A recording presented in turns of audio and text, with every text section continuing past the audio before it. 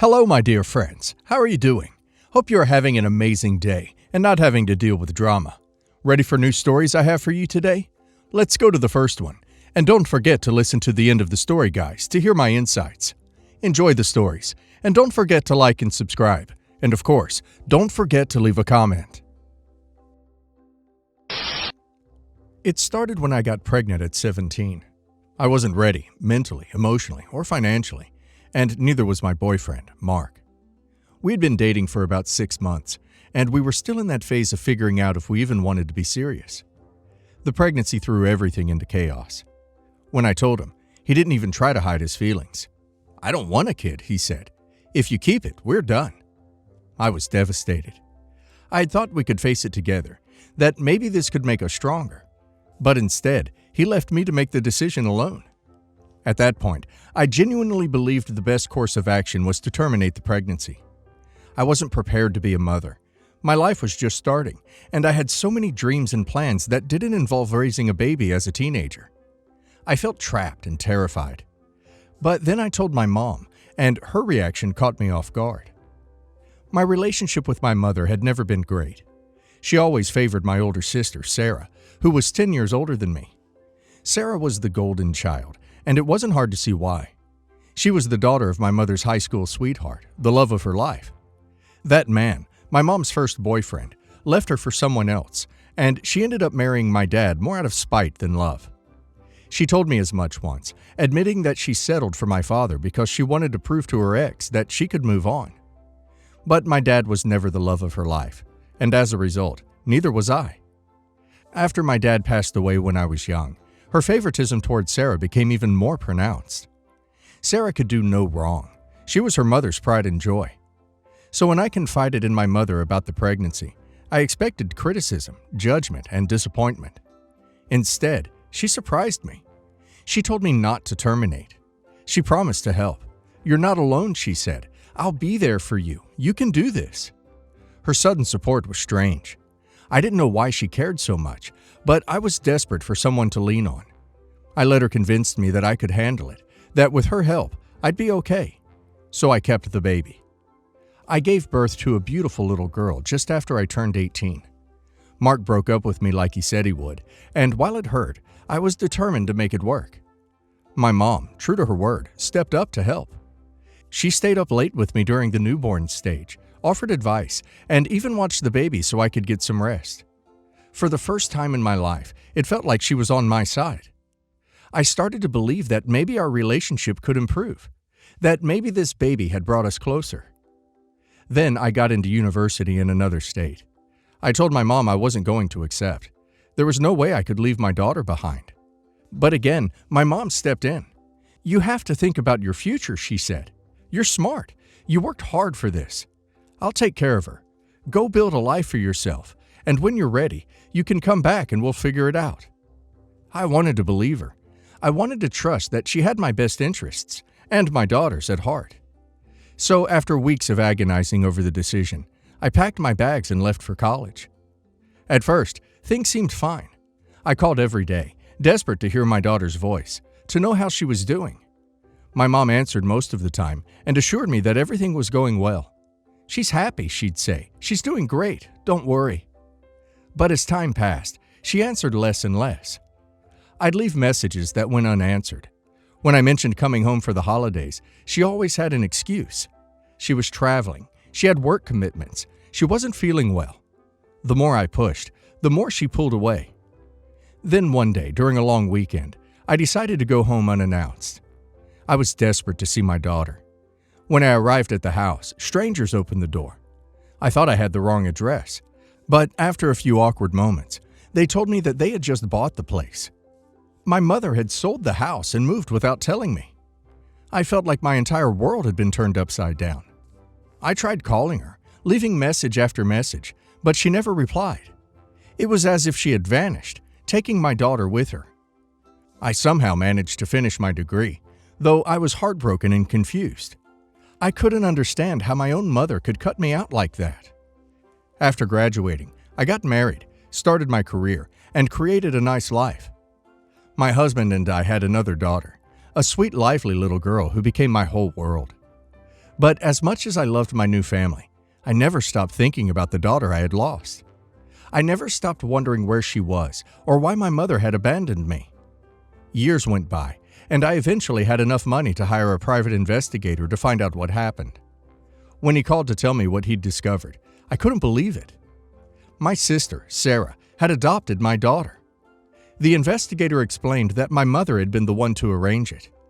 Sarah and her husband had wanted children for years, but couldn't have any, so my mother decided that my daughter should become theirs. They had faked paperwork to make it look official, completely cutting me out of the picture. When I learned the truth, I drove straight to my mother's new home. When she opened the door and saw me standing there, she went pale like she had saw a ghost. She looked startled, as if she didn't know what to say or do, and then she slowly stepped aside to let me in. She was clearly uncomfortable having me there, but I didn't care. I was determined to get answers. Inside her home, I noticed photos on the walls. Photos of Sarah and her husband, photos of my daughter with them. Seeing my child in those pictures made me feel sick. It was like my whole life was taken away from me. My mother stood stiffly across from me, bracing for whatever I was about to say. When I confronted her, she wasn't apologetic. She didn't seem to think she had done anything wrong. She calmly explained that Sarah and her husband had always wanted children, and that my daughter was happy with them. She acted like it was the most natural thing in the world. It didn't matter to her that I had been lied to, that I had been excluded from my own child's life. She believed that what she did was for the best. She told me I should be grateful my daughter has an amazing mother and father who could give her a stable life. She said I wasn't able to take care of a child back then because I was too young, and that what she did was for everyone's benefit. Her words were like a slap in the face. She acted as though I should be thanking her, like she'd done me some kind of favor.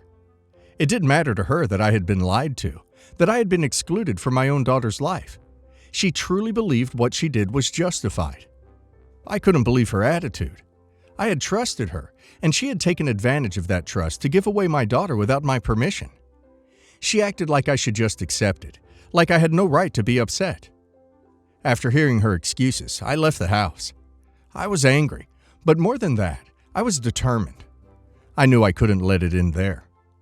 I decided to fight for my daughter through the courts and file a lawsuit against them, no matter how much my mother and Sarah would try to paint me as the villain. My mother and Sarah are now furious. They say I'm destroying their lives, tearing apart a happy family, and that I should just let it go. My mother insists that I'm being unreasonable, that she did what was best for everyone, and that I'm ungrateful for everything she's done. Sarah begs me to think about my daughter's well-being and not to ruin her life. How can I be grateful for losing years of my daughter's life, for missing her first steps, her first words, and every milestone after that? Now, she's even started claiming that I was the one who abandoned my daughter. She says I never called or wasn't interested in her. Her lies are shocking. I don't know if I'm doing the right thing. I don't know if I'm being selfish, if I should just leave things as they are, or if I'm justified in fighting for my child. Am I the a-hole for suing my mother and sister to reclaim my own daughter? OP is not the a-hole. I can't even imagine how painful this entire situation must have been for OP. OP's mother and sister lied, manipulated the system, and essentially stole OP's daughter from her. The fact that they justified their actions by claiming it was best for everyone is infuriating. It wasn't their decision to make. OP trusted her mother at a vulnerable time in OP's life, and she used that trust to pull something so deceitful. Wanting her child back, wanting to be a part of her life, is not selfish. It's natural and understandable. I think OP is absolutely justified in fighting for her daughter and holding her family accountable for what they did. And now let's hear the community's opinion. Absolutely not the a-hole. Your mother and sister went behind your back, took advantage of your trust, and forged documents to take your child away from you. That's not something you just let go or move on from. What they did wasn't just morally wrong. It was legally and ethically unacceptable. The fact that they still have the audacity to claim you're being selfish or ungrateful for fighting for your daughter shows how little they respect you or your role as a parent. This wasn't their choice to make. It was your daughter, your decision, and your life that they disrupted without your consent. You're not the villain here. They are. It takes strength to stand up to family members who try to manipulate you. And you're absolutely doing the right thing by fighting for the truth and reclaiming your relationship with your child. I hope you can find peace and healing as you rebuild that bond. Not the a-hole. It's heartbreaking to think about how deeply your family betrayed you. You trusted your mother to care for your child while you worked on building a future, and instead, she turned around and handed your daughter over to someone else. She didn't just break your trust. She actively tried to erase you from your own child's life. And now she has the audacity to tell you that you should be grateful? No. They may think they did what was best, but the truth is, they only cared about what was convenient and beneficial for them. You're completely justified in fighting for your daughter. Going through the legal system and uncovering the fraud they committed wasn't just the right thing to do. It was necessary. Don't let their guilt trips and excuses make you question yourself. You deserve to have your child back and to build the relationship they tried to steal from you. It won't be easy, but it's the right thing to do.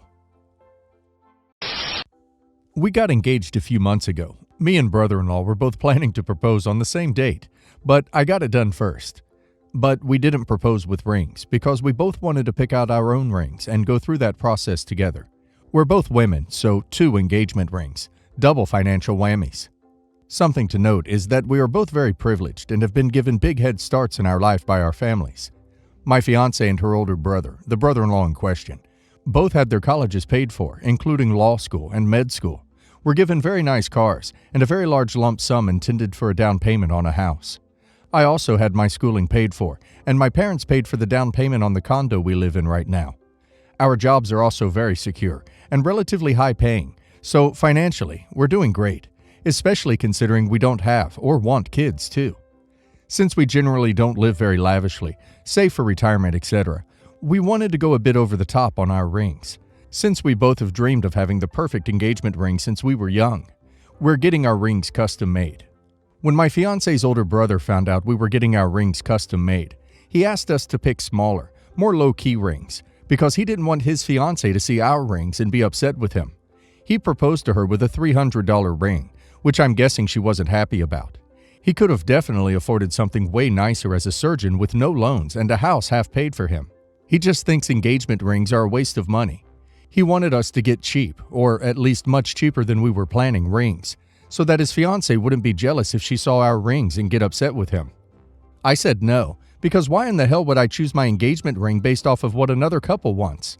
And he told, not asked, us to buy a separate ring to wear whenever we came into contact with his fiancée, to post on social media. In all honesty, this was like the straw that broke the camel's back. I didn't like my brother-in-law at all. He's rather rude, low-key misogynistic, and very entitled. My fiancée in his relationship is a very bleak meh, and really only held together by the willpower of her parents. I'll admit that I'm petty, so as soon as we hung up on him, I suggested we significantly upgrade our ring budgets to a level we could still comfortably afford, out of spite. My fiancée thought it'd be funny, so she agreed. I sent my brother-in-law the CAD mock-ups of our upgraded rings that showed some pretty big rocks, and he called me an a-hole. Are we? Not the a-hole. If he supposedly doesn't care about engagement rings or thinks they're not worth spending on, he has no business asking you to have yours made a certain way. He was cheap, didn't put any thought into it, and now he's going to get embarrassed because of your custom ring. That's on him, not on you.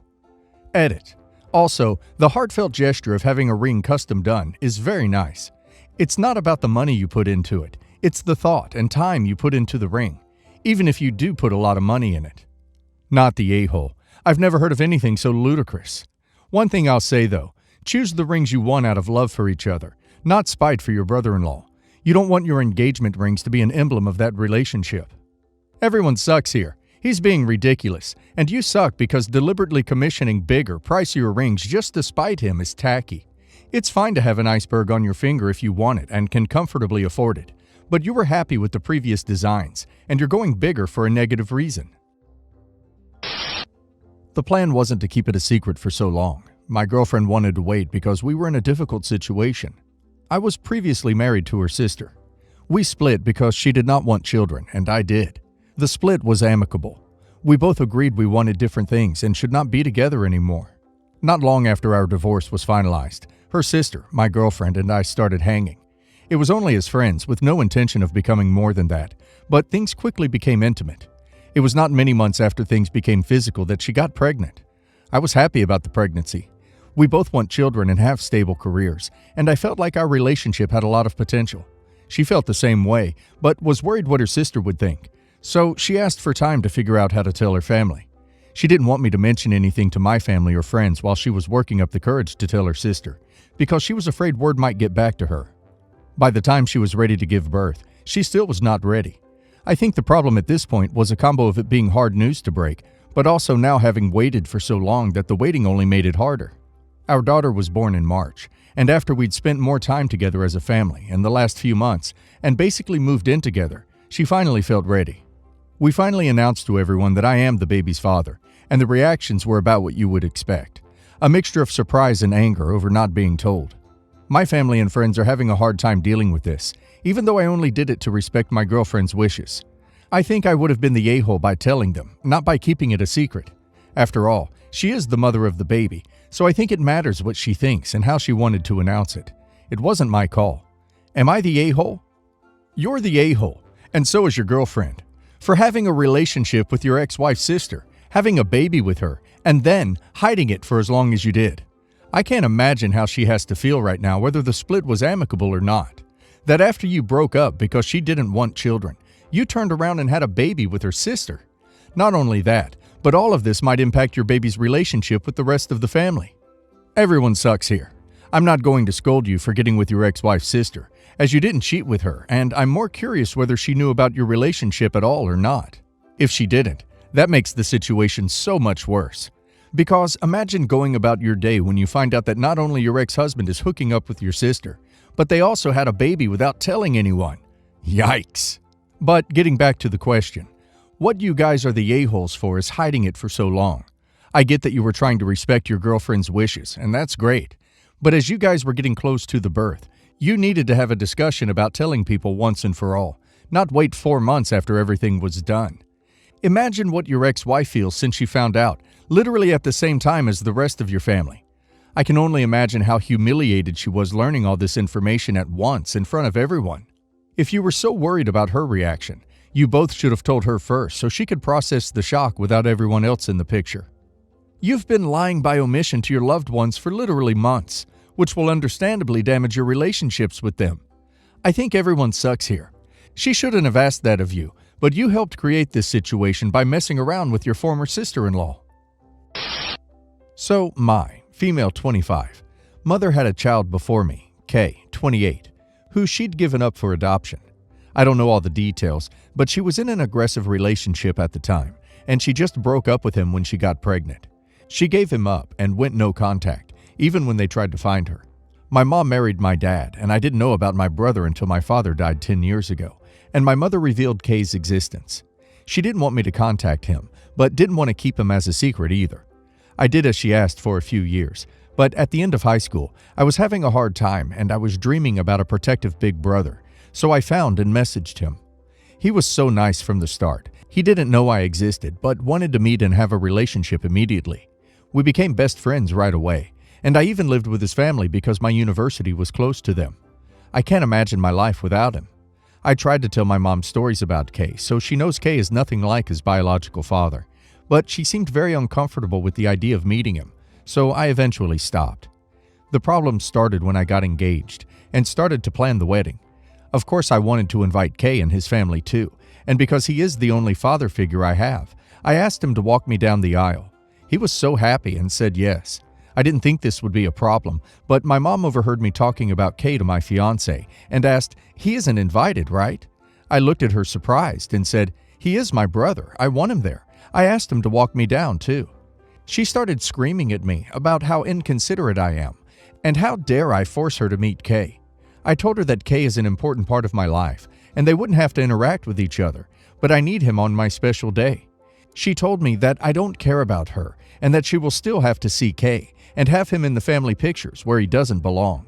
To that, I got really angry, and told her that he is my family as much as her, and she should be able to tolerate him for a day, if she loves me. She left our flat in anger and then texted me that if Kay will be there, I won't. Now I don't know what to do. I understand that she has trauma about Kay and doesn't want a relationship with him, but she had almost 30 years to process it. Kay has trauma too because she abandoned him and still struggles with the thought of unwantedness, but he didn't give me any ultimatum. I just want my whole family there at my wedding and don't want to choose between my mother and my brother. I feel torn apart. So, am I the a-hole? Not the a-hole. Your mother obviously has trauma related to your brother, but at the end of the day, it's your wedding. You have given no ultimatums. Your brother has given no ultimatums. If she doesn't show up, it's no one's fault but her own. Everyone on here says this, but it sounds like she needs counseling. I wouldn't explicitly say she's in the wrong if she just sent the boundary that she wouldn't go to the wedding if he was there. She has no obligation to meet him at this point. However, her guilt-tripping towards you is unacceptable. No a-hole. You are free to invite whoever you want to your wedding. You care for your mother, and you care for your brother, so of course you want them both there. But I have sympathy for your mother not wanting to be involved in any way with your brother. She has that right too. I see no way to resolve this, aside from not inviting either of them. You can look at it this way. You are not choosing between your mother and your brother. You are inviting both of them, and it's up to them to decide whether or not they will attend. No a-hole. Didn't it occur to you that your mother might have wanted to walk you down the aisle, though? She's your remaining parent, and it's typically a parent's role. There are a few things going on with your mother's reaction. She's been displaced from a parental role in your big day. She's being forced to confront her trauma on what should be one of the happiest days of her life. Yeah, it's your wedding, but she's also been excited for you and loves you and wants to see you be married. She's also very straightforward with the relationship she wants with Kay. You knew she didn't want to meet him. How does that work if he's giving you away and she's mother of the bride? Knowing all this, you still asked Kay to walk you down the aisle, gave him a prominent role in your wedding, and basically expected your mother to deal with it. But you had to have known she would not be able to deal with it. I don't think you're the a-hole because it's your wedding and you can do what you like. But that doesn't mean other people won't be affected by your choices. Your mother and Kay both have trauma surrounding each other, and involving both in your wedding was going to create fireworks of the negative kind. If Kay looks anything like his father, you are asking something completely unreasonable of your mother. She'll be watching her aggressor give you away at your wedding. It would be unbearable. I, 25 female, am a bridesmaid in my sister's, who we'll call Joanne for privacy, 28 female wedding. She's engaged to an amazing guy, who we'll call Tom, 30 male. I don't like my sister much. She's really rude at times and refuses to acknowledge it. So I've been low contact since I was 22. I'm only in her wedding because she and my mother begged me to do it. My sister has a wedding group chat, which involves our family, most of our extended, her friends, everyone in the wedding party, and everyone in Tom's family. She posts private conversations about the wedding there between her and bridesmaids or other people for some reason. She says it's for evidence or something. I don't know. She's also quite the bridezilla. Most of the bridesmaids look the same as per my sister's image. Brown hair, blue eyes. Ones who were naturally another color were required to get lenses, which in my opinion is a little weird, among other things. It's not a big deal, but her best friend and maid of honor, who we'll call Kate, 29 female, stands out because unlike the rest of us, she's a bit on the heavier side. Not overweight, but noticeably bigger than all of us. Kate's really sweet. I've known her since elementary and we're pretty close, which is why I was suspicious when I saw that Joanne uploaded a text thread where Kate was calling her an a-hole. The conversation was all about how Kate's dress that Joanne bought wasn't fitting her. Then black text from Joanne. Then Kate calling her an a-hole and shaming her. The text was quite big, and I was curious. I saw something about how to see text covered in black on TikTok, so I went back to it and did what it said to see what Joanne could have said to warrant that reaction from Kate. Well, as to my suspicions, Kate wasn't being an a-hole for no reason. Joanne decided to go on a rant berating Kate because she couldn't fit in the dress. Most notable line being, maybe if you weren't so fat, you'd fit in the dress. Go to the gym for once in your life. Amongst saying she's not buying another dress and horrible names. I took a screenshot, and when I went back to the group text, everyone was like, wow, what the duck? How could Kate say that? So to show everyone what really happened, I sent the screenshot. Well, next thing I know, everyone is siding with Kate, and Joanne is blowing up my phone calling me all sorts of names and calling BS in the group chat. Mom was pissed, and Dad is yet to give an opinion. A few people called me an a-hole for doing this, but this was all her close friends, so I wanted an unbiased opinion. So, great judges of Reddit. Am I the a-hole? Not the a-hole. Your sister knew how she would look in the text, which is why she blacked it out. She claims to be sending these screenshots for evidence, but she is manipulating the evidence. You just exposed the truth. Honestly, she brought this on herself. Play stupid games, win stupid prizes. Also, we really have to get rid of this idea that standing up to an aggressor or rocking the boat is somehow bad behavior. It is always the right thing to do, and doing nothing when you have the power to do something is actually immoral. Your sis definitely sounds like a piece of work. OP, wedding isn't worth it. I'd back out now if I were you. Not the a-hole. You actually did the right thing because everyone would have hated Kate, but it's a good thing you showed who is truly an awful person and you put your sis in her place. Not the a-hole. You didn't make her say awful things. You just exposed her. And you probably wouldn't even have done that if she didn't try to go even further in making her poor friend out to be the enemy, simply because she's overweight. No surprise they had to beg you to be in the wedding if this is how she treats friends.